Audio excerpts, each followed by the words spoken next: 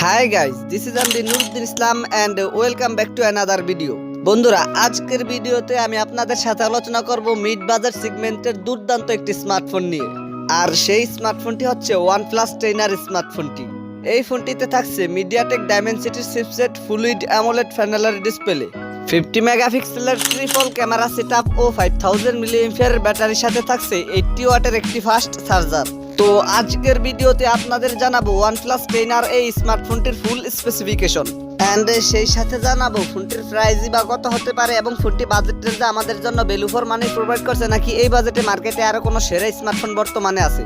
এই সকল প্রশ্নগুলোর উত্তর থাকবে আজকের এই ভিডিওতে, সুতরাং আমি আশা করব আপনারা ভিডিওটি স্কিপ না করে পুরো ভিডিওটি মনোযোগ সহকারে দেখবেন। তো চলুন কথা না বাড়িয়ে মূল ভিডিওতে যাওয়া যাক। বাই দ্য ওয়ে, মূল ভিডিওতে যাওয়ার আগে আপনি যদি আমাদের এই ভিডিওটি ফেসবুক থেকে দেখে থাকেন তাহলে পেজটিকে ফলো করুন, আর যদি ইউটিউব থেকে দেখে থাকেন তাহলে চ্যানেলটিকে সাবস্ক্রাইব করে পাশে থাকা বেল আইকনটিতে প্রেস করে রাখুন পরবর্তী সকল আপকামিং ফোন রিভিউ ভিডিওগুলোর নোটিফিকেশন সবার আগে পাওয়ার জন্য।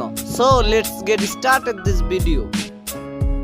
ফার্স্ট অফ অল যদি ফোনটির ডিজাইন অ্যান্ড এর বিল্ড কোয়ালিটি নিয়ে কথা বলি তাহলে OnePlus 10R এই স্মার্টফোনটির পেছনে ব্যবহার করা হয়েছে গ্লাস অ্যান্ড প্লাস্টিকের সম্মিলিত ব্যাক প্যানেল এবং ফোনটির রিয়ারের একটি ক্যামেরা বাম্পারের মধ্যে পেয়ে যাবেন ট্রিপল ক্যামেরা সেটআপ। ফোনটির ফ্রন্ট পার্টে আসলে ফুল ভিউ ডিসপ্লের মাঝখানে পেয়ে যাবেন একটি পাঞ্চুল ক্যামেরা সেটআপ। ফোনটির ওয়েট করা হয়েছে মাত্র 186 গ্রাম। ফোনটিকে সিরা ব্ল্যাক অ্যান্ড ফরেস্ট গ্রিন এই দুইটি কালারেই পেয়ে যাবেন। ফোনটির পেছনের গ্লাস অ্যান্ড প্লাস্টিকের সম্মিলিত ব্যাক প্যানেলটিকে দেখতে অনেকটাই লেদার টাইপের মতো দেখা যায়। সবকিছু বিবেচনা করলে বলা যাবে OnePlus কিন্তু তাদের এই ফোনটির ডিজাইন যথেষ্ট আকর্ষণীয় করার চেষ্টা করেছে।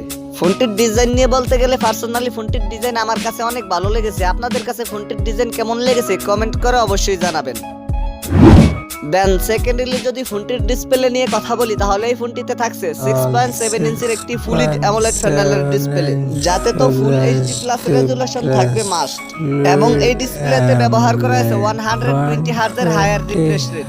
এই ডিসপ্লেটিতে সাপোর্ট করবে HDR10 প্লাস এবং প্রোটেকশন হিসেবে এতে ব্যবহার করা হয়েছে কর্নিং গরিল্লা গ্লাস 5। সো আপনারা তো বুঝতেই পারছেন বাজেট রেঞ্জে ফোনটির ডিসপ্লে সেকশন কতটা ভ্যালু ফর মানি প্রোভাইড করছে।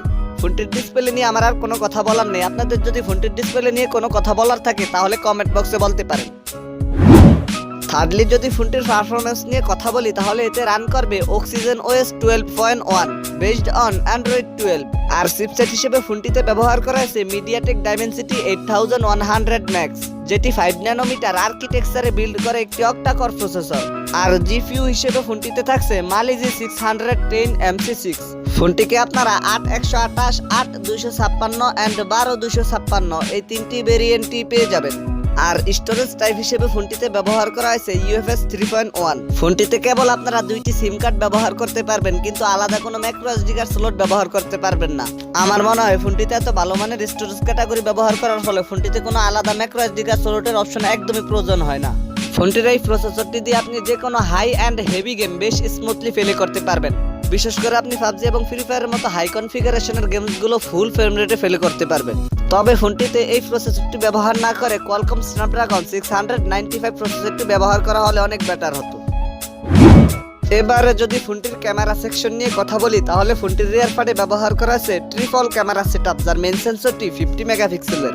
সেকেন্ডারিতে থাকছে 8 মেগাপিক্সেলের আল্ট্রা ওয়াইড ও 2 মেগাপিক্সেলের ম্যাক্রো।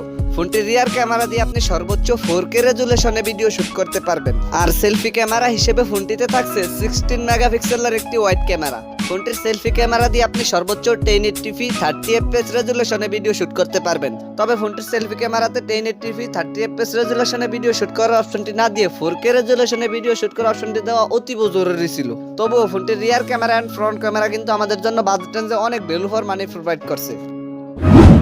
এবারে যদি ফোনটির ব্যাটারি অ্যান্ড এর চার্জার নিয়ে কথা বলি তাহলে এই ফোনটিতে ব্যবহার করা হয়েছে 5000 মিলিঅ্যাম্পিয়ার বেশ বড় সড়ো মানের ব্যাটারির সাথে 80 ওয়াটের একটি ফাস্ট চার্জার। OnePlus জানিয়েছে তাদের এই চার্জারটি দিয়ে 100% চার্জ করতে মাত্র 32 মিনিটের মতো সময় লাগতে পারে। এছাড়া সিকিউরিটি হিসেবে ফোনটিতে থাকছে আন্ডার ডিসপ্লে ফিঙ্গারপ্রিন্ট। আর ফিচার হিসেবে ফোনটিতে 3.5mm অডিও জ্যাক ব্যতীত প্রায় সকল ধরনের ফিচারই থাকছে, যেমন Bluetooth 5.2, USB Type-C port 2.0, wifi 802.11, NFC সহকারে থাকছে GPS। এবারে যদি ফোনটির প্রাইস অ্যান্ড এর লঞ্চিং ডেট নিয়ে কথা বলি তাহলে এই ফোনটির প্রাইস হতে পারে ইন্ডিয়াতে 30,000 রুপির মতো, আর বাংলাদেশি বাজারে এই ফোনটির প্রাইস হতে পারে প্রায় 40,000 টাকার আশেপাশে। এবারে যদি ফোনটির ভালো দিক নিয়ে কথা বলি তাহলে এই ফোনটিতে থাকছে ভালো মানের ডিসপ্লে, ভালো মানের পারফরমেন্স এবং ভালো মানের ব্যাটারি ব্যাকআপ। আর যদি ফোনটির খারাপ দিক নিয়ে কথা বলি তাহলে বাজেট রেঞ্জে ফোনটিতে 3.5mm অডিও জ্যাকটি থাকা অতীব জরুরি ছিল। সো এই বাজেটে যদি আপনি ভালো মানের পারফরমেন্স, ভালো মানের ডিসপ্লে এবং ভালো মানের ক্যামেরা, ভালো মানের ব্যাটারি ব্যাকআপ সহকারে টুকটাক সকল কিছু ভালো পেতে চান তাহলে আপনি এই ফোনটি নির্দ্বিধায় কিনে ফেলতে পারেন। আর যদি আপনার জন্য এই বাজেটে 3.5mm অডিও জ্যাকটি অতীব জরুরি হয়ে থাকে তাহলে আপনার জন্য আদার অপশন থাকতে পারে। সো এই ছিল আমাদের আজকের ভিডিও। আশা করি ভিডিওটি আপনাদের ভালো লেগেছে। যদি ভিডিওটি আপনাদের ভালোই লেগে থাকে তাহলে ভিডিওটিতে একটি লাইক দিয়ে দিবেন, ভিডিওটি বন্ধুদের মাঝে শেয়ার করে দিবেন। দেখা হচ্ছে খুব শীঘ্রই নতুন কোনো ভিডিওতে নতুন কিছু নিয়ে। চিল দেন, টেক কেয়ার, আসসালামু আলাইকুম।